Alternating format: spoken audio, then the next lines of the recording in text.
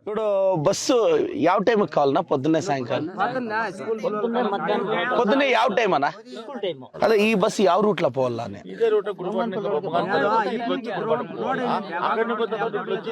ఇప్పుడు ఆ వచ్చే బస్సు లోపలికి వచ్చిపోని అని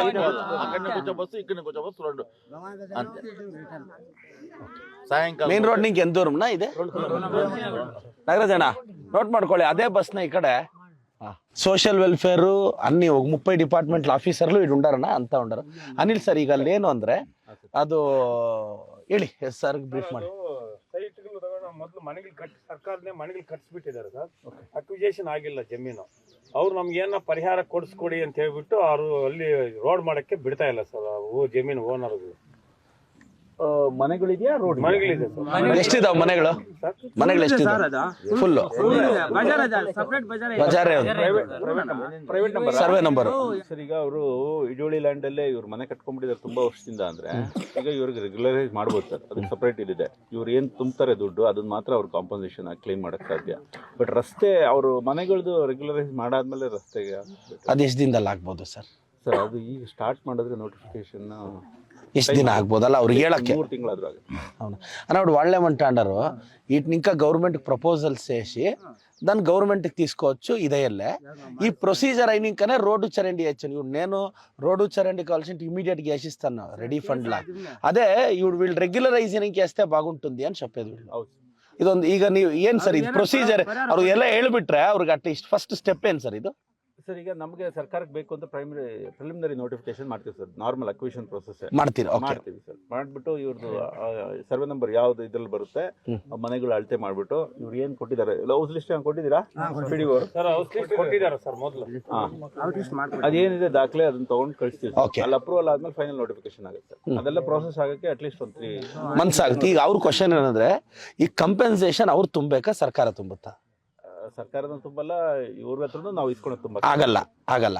ಈಗ ಹಂಗಾದ್ರೆ ಕಾನೂನು ರೀತಿ ನಾವು ಅವ್ರಿಗೆ ಮಾಡ್ಕೊಡ್ಬೋದು. ಅದ ಎಷ್ಟು ವರ್ಷದಿಂದ ಇದೆ? ಎಷ್ಟು ವರ್ಷದಿಂದ ಇದೆ? మూనెల్ల వీళ్ళు సర్కారం రాస్తే సర్కారం వాళ్ళు దాన్ని వశపడించుకొని పేదోళ్ళకి ఇండ్లకి అవకాశం చేసేయండి అని ఆర్డర్ ఇస్తారు. అవుడు గవర్నమెంట్ ఇంకేమైనా కంపెన్సేషన్ వస్తుందంటే రాదంట.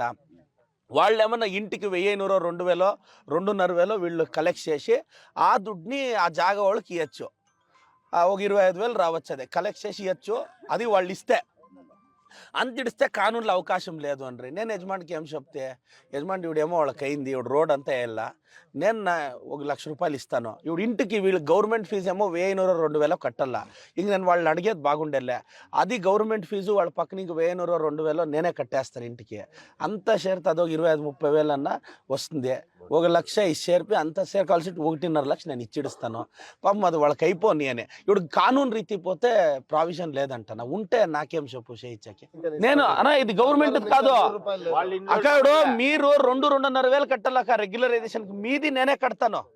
మీకు అది నోటి అర్జీ ఇది వస్తుంది రెసిప్ట్, నేను దుడ్లు ఇస్తాను, మీరు వాళ్ళకి ఇచ్చేయండి. 2 లక్షలు నేను ఇస్తాను, గుద్ది పుష్ చేస్తాను. ఒక 3-4 నెలల్లో వాళ్ళకి ఆర్డర్ చేయించి ఇచ్చేస్తాను. తిప్పుతాను. పొద్దున్నే ఒక ట్రిప్, సాయంకాలం ఒక ట్రిప్. అన్నా ఊరికి బస్సు వచ్చేతారా చేస్తాను సార్. ఈవో సార్ అక్క ఒక నిమిషం అక్క. ಸರ್ ಈ ಊರಿಗೆ ವಾಟರ್ ಪ್ರಾಬ್ಲಮ್ ಜಾಸ್ತಿ ಇದೆ ಚೊಪ್ಪಣ್ಣ. ಅಕ್ಕ వీళ్ళు rural drinking water supply officer, taluk officer. 1 ವಾರದಲ್ಲಿ ಬೋರು ಪಾಯಿಂಟ್ ಯಾವಾಗ ತೋರಿಸ್ತೀರಾ అన్న? రేపో మొన్నాడో పాయింట్ చూపించి 1 వారంలో బోర్ వేపిస్తారు సార్. ಈಗ ಬೋರ್ 1 ವಾರದಲ್ಲಿ ಹಾಕ್ಸ್ತೀರಾ ಅಣ್ಣ? 1 ವಾರಂలో ಸರ್ ಆಗ್ಲೇಬೇಕು ಸರ್. ಏನ್ ಬಿಡಿಯೋರೆ? ಓಕೆ. ಈ 2 ಕಿಲೋಮೀಟರ್ 2 ಹಳ್ಳಿ ಕವರ್ ಆಗುತ್ತಣ್ಣ? 3 ಅಣ್ಣ? ಈಗ ಇದು ರೋಡ್ಗೆ ಎಷ್ಟಾಗ್ಬೋದು ಸರ್ ಅಲ್ಲಿಂದ ಇಲ್ಲಿ 2 ಕಿಲೋಮೀಟರ್ಗೆ? ವಿಡ್ತ್ ಎಷ್ಟಾಗ್ಬೇಕು ಸರ್? 50 ಲಕ್ಷ 2 ಕಿಲೋಮೀಟರ್ಗೂ. ಎಷ್ಟು ಹಾಕ್ತೀರಾ ವಿಡ್ತ್?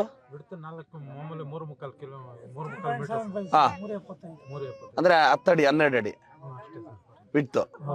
ಓಕೆ. ಟಾರೇನಾ? ಟಾರ್ಗೆ ಎಷ್ಟು ಬರುತ್ತೆ? ಸಿಸಿ ರೋಡ್ಗೆ ಎಷ್ಟು ಬರುತ್ತೆ? ಟಾರ್ ರೋಡ್ ಆದ್ರೆ ಸ್ವಲ್ಪ ಜಾಸ್ತಿ ಆಗುತ್ತೆ ಸರ್. ಸಿಸಿ ರೋಡ್ ಆದ್ರೆ minimum 50 lakh. CC road tar road తిరిగి డిస్కస్ చేస్తాను. టార్ రోడే బాగుంటుంది. ఒక 2 ఇంకా 3 నెలల టైం అంట. ఇప్పుడు గవర్నమెంట్ లో కొత్త దాన్ని ఇచ్చిండారు, రోడ్ వేపిస్తాను. నా జవాబుదారి. అమ్మా 5 పెన్షన్ ఏమయ్యా అన్నా? ಸರ್ ಬ್ರದರ್ ಏನಾಯ್ತು ಆಗ್ಬೇಕಂತ ಸರ್ ಬ್ಯಾಂಕ್ ಹೋಗ್ಬೇಕು. ಈಗ ನೋಡು ನಿಮ್ ಜವಾಬ್ದಾರಿ ಎಷ್ಟು ದಿನದಲ್ಲಿ క్లియర్ ಮಾಡ್ತೀయా ప్లీజ్ అమ్మా అవో ఇగో ఆఫీసర్ వాళ్ళు వచ్చి చేపిచ్చిస్తారు 2 నాళ్ళ చేపిచ్చిస్తాడు ఆ పిల్లోడు అన్న ఏమైందా అన్న కూకో ఆడ చెప్పునా యాడైందా ಇವರು TH ಅವರು ತಾಲೂಕ್ ಹೆಲ್ತ್ ಆಫೀಸರ್ ಎಲ್ಲಿದ್ದಾರೆ ಮನೋಜ್ ಅವ್ರು ಬಡುತ್ತಾ ನೋಡಿ ಏನಮ್ಮ ಗಾಡಿ ಒಟ್ಟಿಪ್ಪಿದ್ದು ಇಮಿಡಿಯೇಟ್ గా ಪಾರಾಡಕ್ ಹೋಗಿ ವೆಹಿಕಲ್ ಏನು ಪೆನ್ಷನ್ ವಸ್ತಾ ಅಂದನಾ